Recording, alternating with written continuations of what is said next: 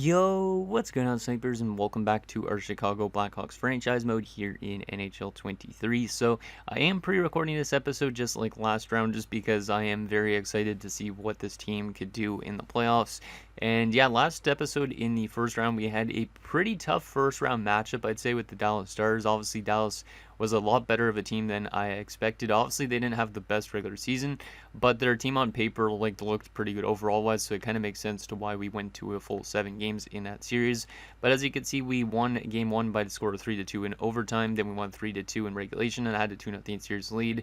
And then we had a 3-1 series lead after 4 games. As you can see, we lost 5-3 and then won 3-1. And then I was kind of scared because Dallas kind of came back with 2 really good games where they played great defensively and offensively, outscoring us 9-2 in those 2 games, and it went to a game 7, and I felt like we were going to lose.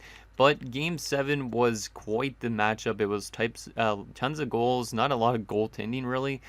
There was a point we were down, I believe it was like, we were down 4-3 going into the third period, and they were basically trading goals with the Dallas Stars. Asher Vance managed to pick up a hat trick in just the third period in that game 7, and that helped propel us to an 8-6 win on home ice. So we are in here in the second round because of a slaughter fest in game 7. So should be pretty interesting to see what could happen in the second round. Now, the second round is probably going to be a lot tougher because Colorado, if I'm not mistaken, has won some Stanley Cups prior to the season. I can't actually take a look if they have or not, but I'm pretty sure they won the Stanley Cup either last season or the season before, because I remember Patrick Kane being on their team when they won the Stanley Cup. So I know they have won recently, but they are a very tough looking team on paper. I will show you guys their lines again and also how they've been doing in the playoffs before we get into the second round matchup. But yeah, this is definitely going to be a step harder than the Dallas Stars, because Dallas looked like this, which is quite a bit of good players. A lot of them are veteran based. So, and then you go to Colorado, and this team is pretty filthy. The center depth is unreal. If you have like an 84 on the third line, like even the winger depth is pretty good, but there is also obviously some older veterans in their lineup. But yeah, Landeskog, McKinnon, and Nishushkin is going to be really tough to contain, I'd say. Alex Newhook's a really solid second line center, and then you also have really good defenders like Byram, Taze, Makar, and a really good goaltender in Sorokin. So it's probably going to be a really tough task to beat a team like this. We're definitely the underdogs going into this series, and yeah, they also have some solid depth options at that as well. So it's going to be a very interesting second round. I feel like for some reason we're going to get swept after going to 7 games with Dallas, but who knows? Maybe we could pull off some random upset on Colorado, or maybe they'll just defeat us in like 6 or 7 games instead. But regardless, at least it's going to be some good experience for our younger guys on our team, because our younger guys have been doing pretty good so far in these first 2 rounds. I will show you guys that after I show you guys how Colorado's been so far in this playoff run, because they have been pretty good. As you can see here, let's go over to Western Conference, make it a little bit easier on us. As you can see, they went 4-1 in the first round, so they took out whoever they played in 5 games only. They're scoring less goals per game than us, which is kind of surprising. It could be because of that last game, though, to be honest, because we scored 8 goals in it. They're way better defensively, so that's also kind of a concern. Both teams have not had a really great power play. They're 1 for 10, we're 1 for 20. And then also penalty kill wise, we were absolutely terrible in that first round, while they were really, really good. So yeah, I feel like we're just not going to have a good chance of beating them, but you never know. The young guys could step up. Like I was saying, the young guys have been doing pretty good so far in this playoff run, especially guys like Vance and Byfield, who are both over point per game. Vance has 7 goals through 7 games, and yeah, Byfield's just been really solid. He also had, like, I think 5 points in one of the playoff games, if I'm mistaken. Like, him and Vance combined for like 9 or 8 points, something around that. And yeah, Brad Lambert's been good. So basically the top line's been good. The top 2 defensive pairings been good in terms of, well, actually not the top 2. The top 6 defensive pairing of Jones and who was the other one? I think it was Regula. Yeah, Jones and Regula have been really good defensively. You can see both of them are a combined plus 12. Everybody else on our defensive core not as good in the plus-minus areas, so hopefully that improves a bit going into the second round. And both goalies haven't been really the greatest. Gustafsson had a really solid first game in the playoffs, but then his second game in the playoffs he was absolutely terrible in. And Comesso's coming off a game where he allowed 6 goals against the Dallas Stars. So both goalies haven't been the best, but hopefully they could be a little bit better in this second round, and hopefully we could play a little bit better defensively, because the offense definitely has been there, but the defensive play, I'd say, hasn't been, except for a few guys who haven't really gotten a lot of ice time throughout the playoffs so far. So anyways, let's get into the second round matchup and see if we could get ourselves to the conference finals. Obviously, like I said, it doesn't matter too much if we end up losing this series, because it's just good, valuable experience for the young guys, but at the same time, I would like to see guys like Vance score a lot of goals throughout this playoff run, because 7 goals in 7 games already at this point is pretty good, considering he's only like 19. So it'd be really nice to see if he could get up to like 10 plus goals in his first ever like playoff run. So here we go, game 1 in Colorado. I feel like we're not going to have a chance to beat them, but you never know what could happen with this EA Sim logic. So we'll see what happens here in game 1 in Colorado. First period, 1-0 Avs. I guess that's better than like what I was expecting, because Colorado's a good offensive team. They're also a really good defensive team, so we got to find a way to score goals on Sorokin, but that's not too bad so far. They'll only allow 1 goal in the first period, especially after allowing 6 goals in last game. Shots are 13-8. Colorado's up 1-0 due to a Nathan MacKinnon goal. Can we get this game tied up in the second period? Second period, 2-0 Colorado. They're trying to play good defensively against us, kind of like what they did must have did in the first round, because they were only allowing like 1.8 goals against per game, I think it was. So yeah, Sorokin is definitely on a different planet right now, which is not great for us, especially. MacKinnon gets a power play goal, so we might need to change up the penalty kill lines, because our penalty kill hasn't been good so far. So I will probably address that. That's only Colorado's second power play goal of the playoffs as well. So their power play hasn't been good. So for them to score against us, that's not a good sign. So I definitely think I will address the penalty kill lines going into game number 2. But shots are 24-16. We're only down by 2 goals. Can we find a way to come back here in the third period? We've had some good third period heroics before. Can we do that again? As Corey Perry makes it 3-0. Never mind. Don't think we're going to come back from a 3-0 deficit in the third. But Kevin Fiala gets a goal. That's at least not that bad. Makes it 3-1. Good to break Sorokin shutout. Can we get any more than 1 goal? Yeah, Colorado's a good defensive team.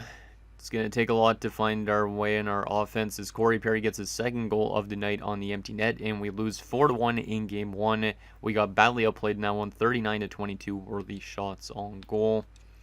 That's not great. Fiala from Holtonen and Lambert is the only goal for us. So no goal from Vance in that one. So there is the player stats. Any badly minus players? Our second line mostly, and then also our top line, I'd say. So that's not great. Camesso was pretty good in the sense of like that 921 save percentage is really impressive, and yeah, that goals against average isn't that bad either. So not a bad game for him. MacKinnon though gets first star, Perry the second star, and Sorokin the third star. But yeah, let's address our penalty kill and maybe rework our lines a little bit. I mean, we did score 8 goals in our last game, and now we just only scored 1 goal in this game. Like, our offense has been kind of inconsistent at times, but it's not necessarily the biggest problem on this team at the moment, I don't think. So let's go to penalty kill here and change it around. So let's take Zari off this power play unit, and we will throw in Kubalik. Why not? And then, yeah, we'll go keep with Lambert and Reichel. What do I want to do for the defensive pairings? I feel like Manson's too physical to be almost on the penalty kill, but oh well. What about the third unit? Asher Vance on the penalty kill. I didn't even realize he was on the penalty kill, but I will keep him on the penalty kill, and we'll take Kubalik off this unit. Just considering we put him on the first unit. And let's give an opportunity to somebody like Holtman. So we have the 2 snipers on the penalty kill, so that's kind of more of an offensive penalty kill, but maybe that could help us out in terms of scoring some shorthanded goals. And do we want to change up who's actually taking the face-offs? Lambert hasn't been good on the face-off dot so far in the playoffs, but he's picking up more points when he's being at the center of the ice, I find. Yeah, those face-off numbers aren't good. 38.2. I think we'll go back to Byfield at center, just because I want to keep Vance on the wing for now, considering he's been scoring some goals. But yeah, we'll go back to Byfield down the middle, just because maybe we need somebody bigger to take those face-offs so we could actually win more face-offs, because if Lambert's going to be taking a lot of face-offs and losing a lot of them, we are definitely going to be giving up some offensive chances, I'd say. So anyways, let's get into game number 2 and see if we could rebound from that 4-1 loss and tie the series up headed home. That would be a great scenario if we could at least split games. First period of game 2. And we're down 2-1. That's not terrible. We did score first, Quinton Byfield, so that's good to see the top line scoring. But then Devon Toews and Steven Walker score. And yeah, we're down 2-1 after one. Shots are pretty close, 13-12, so a pretty even period, I'd say, for the most part. We just definitely need to find a way to hold on to leads when we get the opportunity to. So can we tie this game up in the second period? No, we can't, but they get the lead up to 3-1 at one point. Martin Kaut scores, and look who scores. Asher Vance back in the goal-scoring department. He's up to 8 goals now this postseason, and we're only down by a goal and only down by a shot as well going into the third. So there is definitely the opportunity for us to get the tying goal in the third. The question is, are we going to be able to do that? Third period underway. Let's see if we can tie this game up. Come on, boys. Let's be those underdogs. Penalty kill here in the third period, and they get a power play goal. Yeah, our penalty kill's not doing great. And we're down by 2 goals, and that's probably going to be writing this game off. Unless we have 2 late goals in us. Which it doesn't look like it, unfortunately. And yeah, we're going to lose 5-2 as Martin Kaut gets the empty netter. And unfortunately, we are down 2-0 headed home to the Colorado Avalanche. Yeah, I definitely feel like we're going to get swept unless we could find a way to win some home games coming up. But Byfield from Lambert and Vance from Byfield and Girard. So yeah, our top line continued to doing what it's been doing so far in the first 2 rounds. Our first round at least it was, but it definitely, we need to get more offense out of our like bottom 6 in our second line and whatnot. Vance and Byfield both had 2 points. Girard and Lambert both had a point. Any badly minus players? Oof. Our third line got completely shredded, -3 each. Okay, so I think we're going to rework our lines in terms of our like top 9 and stuff like that. Try and fix our depth scoring. Obviously, our top line's doing good, so we're not going to do anything to that. But for like second line and third line and fourth line, we might want to change around some things to try and get those lines going a bit. So let's rework that a little bit around. We'll definitely keep Fiala, Pettersson, and Holtinen together, I think. Unless I want to go back to Holtinen on the top line. But then I feel like he could take away goals from Vance. And let's go Holtinen to the top line and split up that top line a little bit. Even though they have been contributing. And yeah, we definitely need to rework this third line because they are all badly minus so far. So let's move Lucas Reichel up, move Zari down. And yeah, let's try something like that out. I don't really know. And defensively, let's go back to Manson on the top pairing and go back to Korchinski and Brunstrom, which I think Korchinski actually plays the right side and Brunstrom doesn't, right? Yeah, we'll try that back to where it was before. And goalie-wise, we are going to, I think, yeah, we're really going to turn back to Gustafsson just to give Comesso a break, I think, as well. See if that helps out the team at all. But hopefully it does, because if we could win 2 games in a row, that'd be great. But it's going to be definitely tough. Like I said, Colorado is definitely one of those teams that are just going for Stanley Cups after Stanley Cups. So it's definitely going to be a tough task for a young team like us. But as long as we can maybe win 1 game in the series, I'll be probably a little bit happy with the performance of this team regardless. But let's see what happens here in Game 3. See if we could win a game in the series at all.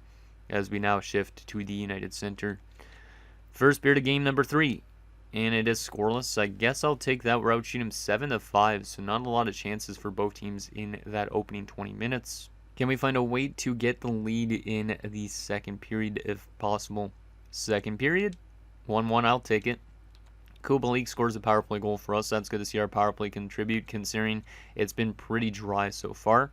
And then Kyle Palmieri ties it up late, which is not a great sign. Third period underway. My voice is almost dying on me. Sorry about that, guys. My voice is just completely shredded right now for some reason. I don't know. Cale Makar makes it 2-1. That's not good. Come on, boys. We don't have a lot of time left to tie this game back up. Power play, and we do not convert. That was a long opportunity as well. Another power play, please. And we don't convert again. Our special teams aren't doing too good, and Brunstrom scores his first ever playoff goal, I'm pretty sure. That's a big goal from the young defenseman. So 2 defenders score in that third period. It's now 2-2 going into an overtime period for the first time in the second round. Shots are 33-27 in our favor. Can we find a way to come back from that 2-1 deficit and win this game 3-2 in overtime? Come on, boys. Who wants to be that hero for me? I know I'm going to call on Vance just because he scores a lot of goals, but I don't really know who else would score. So let's see what happens. Come on, boys. Come on, please. Power play in overtime. We do not convert again. Yeah, our special teams are definitely not doing too well here. And Colorado wins in overtime as Gabriel Landeskog scores. And unfortunately, despite outshooting him 39-32, we are going to lose 3-2 in Game 3. And now we are on the brink of elimination already at this stage, which is not great. But, I mean, I kind of figured we weren't going to be doing too good against a Colorado team like this. Like, I felt like we were going to get swept after going to 7 games. And, like, just barely squeaking our way to the second round. But, I mean, it's a good learning experience for the young guys. So, Kubalik from Vance and Nazar. Brunstrom from Kershev and Zari is that other goal. It's good to see the defender step up with a goal, though. And, yeah, Sorokin's just been a beast in this second round. It's, like, impossible to find a way to get our offense going. Like, our offense is nowhere near the level it was in Game 7 against Dallas. Because we are only scoring... We've scored 5 goals in 3 games. And obviously in Game 7, we scored 8 goals against the Dallas Stars. We are going to turn back to Comesso for this game, even though Gustafsson almost got us a win. But let's rework some of the lines a bit, maybe on the power play. Try and get that power play going. So let's go Byfield at center. Nazar could probably... Actually, I feel like I should put a defenseman on this power play unit, to be honest. So I'm going to take Nazar off the top power play unit. And I am going to throw in a defender like Korchinski. Yeah, it makes it a -1 apparently, which is kind of weird. But whatever. And then we will put... Yeah, we'll take Zari off this power play. And we'll throw in our guy in Nazar. And power play strategy-wise, Nazar is not going to be the finisher. I don't know why it's still showing me this tutorial. I've seen it thousands of times already. We'll go to Nazar as the passer. And the shooter on this power play will probably be Hultinen. The puck carrier will be Sam Girard. And in the first unit, we'll have the puck carrier being Korchinski. The finisher is definitely going to still be Vance, and the distributor is probably going to be Byfield, I guess. Yeah, that's what we're going to do with. So reworked our power play lines a little bit. We'll see if that helps us out in terms of scoring more power play goals, because that's definitely some area that this team has really struggled at, and our penalty kill hasn't been good at either. So hopefully those do a little bit better for Game 4, but let's see if we could at least win one game here. If we can't, that's not the end of the world. Like I said, this young team at least is getting a good opportunity and learning from a team like Colorado who has won championships before, and sometimes it takes like playing a championship caliber team in order to make yourself a championship caliber team, you know? Like, these guys are going to go home and say that they played against a Stanley Cup contending team, and they're going to know exactly what they need to improve at to be better for next season. So let's do a real-time simulation, see if we could get at least one win in this second round. As Paul Mary opens the scoring on the power play for Colorado. Our penalty kill is tragic right now. Power play for us, and we do not convert even with those line changes, which kind of suck. Another power play, and they get a goal right after our power play. Bowen Byram makes it 2-0 Colorado. That's not good. Yeah, we're probably getting swept here, but, I mean, it's a good learning experience, like I said, for the guys to take on a championship team. So, more likely Colorado's on pace to win another Stanley Cup with this roster, I'd assume. So, and yeah, at least we saw, like, the emergence of Vance in this postseason as well. See how good he does next year, because he should be like a 90 overall easily next season. As Hultinen makes it 2-1, that's a good late goal to get here in the second period. Okay, the question is, can we find a way to tie the game up in the third period? Shots are 23-14 in favor of Colorado. Let's go real-time simulation here in this third period, see if we can tie the game up. Penalty kill early in the third, and we killed it off. Nicely done, boys. But we still need to find a way to tie this one up here. Power play, come on, boys.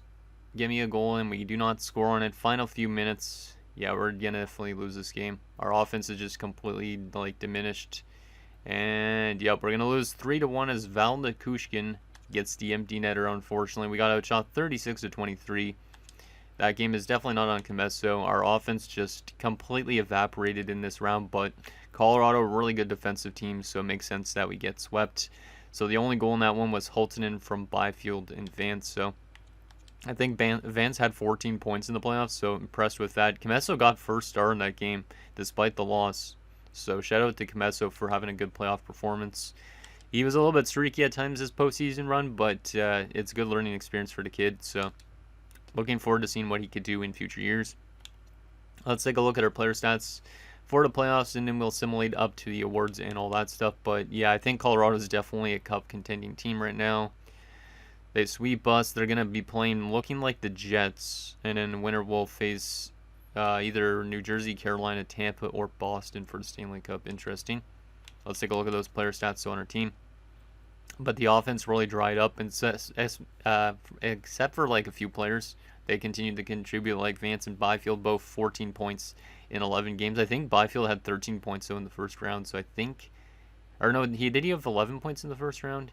Yeah, I think he had 11 points in the first round. So yeah, him and Vance were still contributing, which is great to see. Lambert kind of slowed down in that second round a bit, but he picked up, it looks like, I think 2 points as well, so that at least is not that bad. But yeah, Pettersson was really quiet. Kurashev was quiet. A lot of these guys didn't do enough in the second round, unfortunately. But still, like I said, good learning experience for some of these guys. Our forwards, some of them are really bad minused. Yeah, Nazar was a -8. Same with Fiala.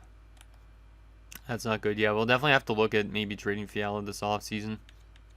What about defensemen for points? Girard had 6 points, but was a -7. Jones was 4 points, but +4. Manson had 1 goal, but -8.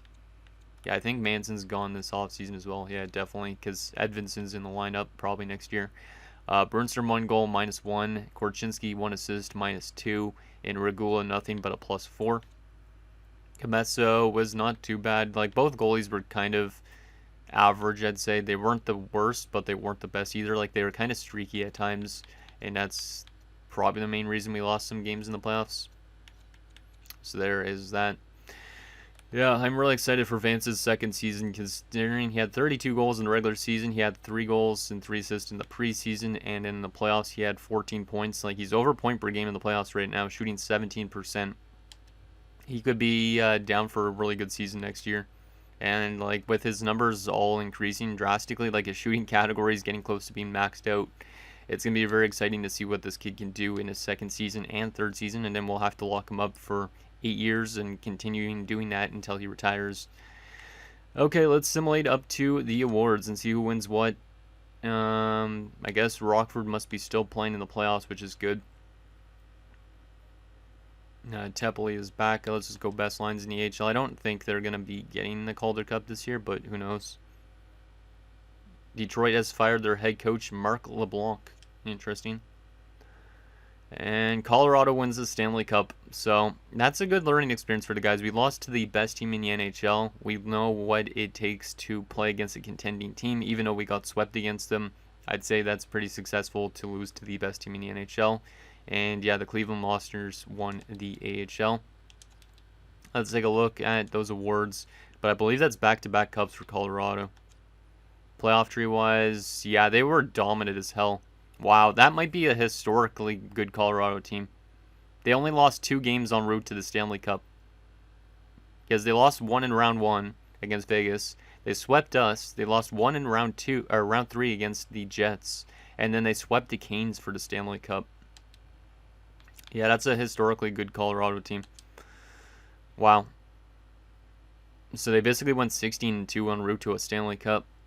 I gotta actually look on this for a second. Since we have time in this video, I might as well take a look and see, search up on Google, best Stanley Cup runs. Like, what was the best record for a Stanley Cup winning team? Oh, Wayne Gretzky's 1988 Edmonton Oilers are the gold standard of Stanley Cup runs, with a 16-2 playoff record, unmatched since the NHL's postseason moved to the best of 7 in 1987. So basically, this Colorado team was as good as the 1988 Edmonton Oilers, which is unreal. So shout out to that Colorado team. Yep, 2 cups in the last 3 years, and they also won in year number. No, that's not year number 1. That's real life. So they won 2 cups in the first 4 years of this franchise mode, though. Not a surprise. Tampa won the President's Trophy. Colorado, obviously, the Clarence S. Campbell. Prince of Wales going to Carolina. But that's a very good team, and I didn't want to go back. I wanted to take a look at individual awards, as McDavid wins the Art Ross and the Hart. Dougie Hamilton wins the James Norris. DeBrincat wins the Lady Byng. Waugh for Anaheim wins the Calder, so no Calder for Vance, but he was not up there in rookie points, unfortunately. Well, he was kind of, but he was nowhere close enough to Waugh. McKinnon wins the Conn Smythe in the playoffs. Demko wins the Vezina for the Canucks.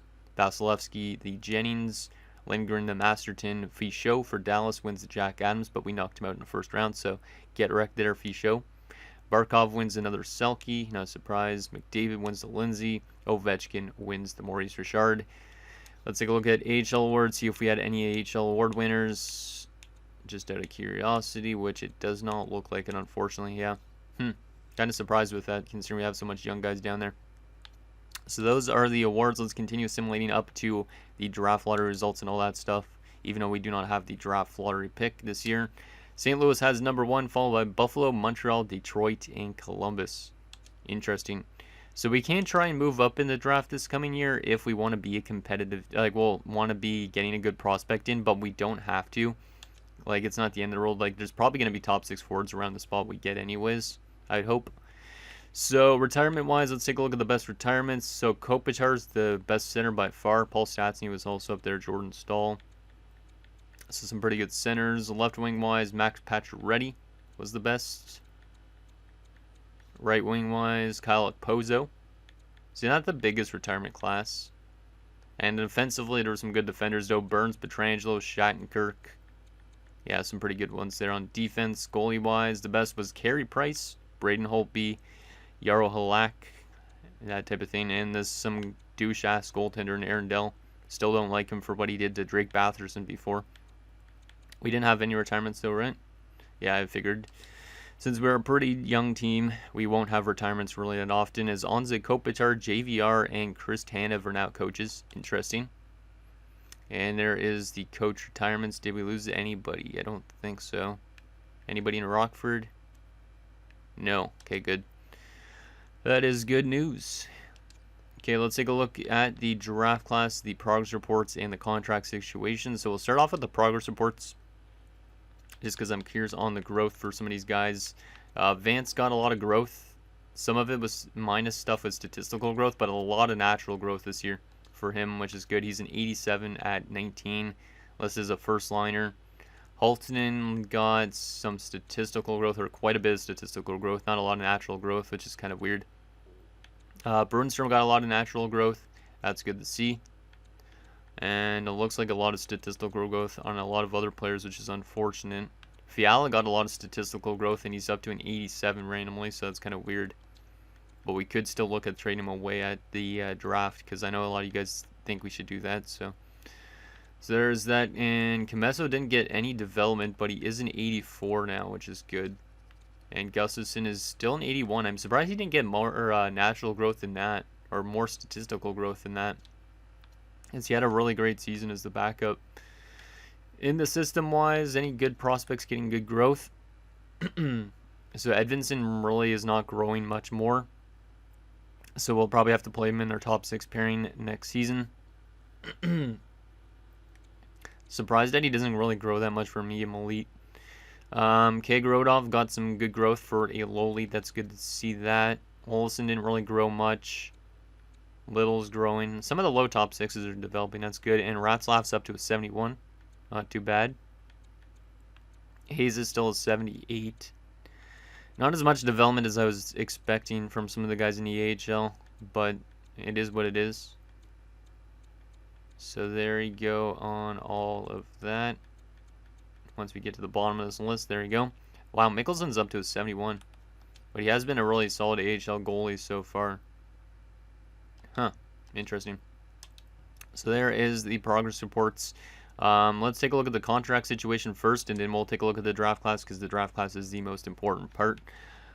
So contract-wise, Kubelik's up for renewal. He's probably gone. I don't think we could be able to trade him since he's a pending UFA. Same with Manson, Athanasiou. Those guys are probably all gone. I wouldn't mind bringing back Caleb Jones, because he was decent as a top 6 defender, but at the same time, it might be time to get rid of him since Edvinsson wants to play in the NHL probably soon. We also got Kachuk, Mitchell's up for renewal, Logan O'Connor, and we got to give some contracts to like Olsen. Edvinsson needs a new contract, which he wants a 2-way deal, so I don't know if he's going to develop a lot, which is unfortunate. But these guys are all up for renewal. Goalie-wise, Gustafsson's up for renewal. And he doesn't really want that much, which is kind of surprising after his season. So we could always bring him back and then let go of Soderblom, and in the AHL could be some other goalies, but it's up to you guys on that front. So there we go. And final thing, the draft class. Where do we have actually for our pick? Where are we picking? We are picking at number 18. No, not number 18. Number 23. Number 23, and we only have a first, a fifth, a sixth, and a seventh. So we don't have a lot of picks in this draft, which is kind of unfortunate, but at least we still have our first rounder, because our first rounder is probably the most important thing. Anyway, so we don't have really a lot of picks to use to move up in the draft, but let's see what we could get at 23. We could probably get this top 6 forward sniper in Aiden Lowe, who is 2 years out apparently, so that's not a bad option right there. There is also Junior Goldman, who's 3 years out. I don't know if he's elite or not. Probably not. Victor Bobkov, who looks pretty solid, 3 years out as well. Don McNabb, he's looking okay as well. Any low lead steals at this stage? Ooh, this guy looks interesting, but it's no guaranteed. He's a defender that looks really solid defensively. He could be a DFD. And he's really big, 6'4", 208. So Jonah Leclerc is kind of an interesting one. Kind of. But we don't know for sure if he's actually that good or not. So there's all of that. Let's take a look if there's any low leads to pin for later rounds, just so we could find ourselves some potential steals in the draft. Like I was saying, we could try and move up in the draft if you guys think we could make a trade with Fiala involved and stuff like that. So there is a lot of low elites. It looks like this guy is apparently not that great of a low elite, but we will still pin him since he's a low elite. There's also this dude. There's a low elite gem two-way defenseman in Datsuk. Interesting. That guy might be a pick for sure just because he's a low elite gem. And then a lot of these other people aren't really guaranteed to be low elites, but still might end up being interesting.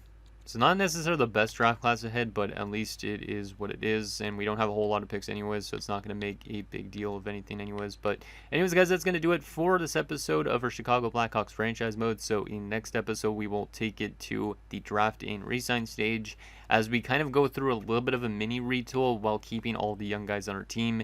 And hopefully this team could maybe be even a better team next season, depending on what Asher Vance does and all the other young guys like Holton and Pedersen and such. So let me know what you guys think down below, and I'll see you guys next time.